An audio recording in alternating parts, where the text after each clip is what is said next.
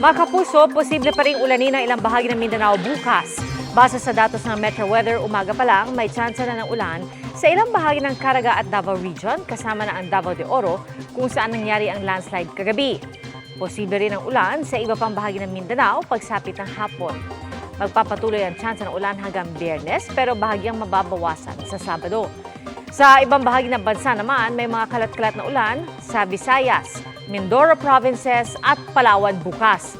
Sa Metro Manila, maalinsangan at mababa ang tsansa ng ulan pero mag-monitor pa rin ang mga advisory. Easterlies at mahinang amihan ang patuloy na nakakaapekto ngayon sa bansa. Mga kapuso, sama-sama tayong maging saksi. Mag-subscribe sa GMA Integrated News sa YouTube at para sa mga kapuso abroad, samahan niyo kami sa GMA Pinoy TV at sa www.gmanews.tv.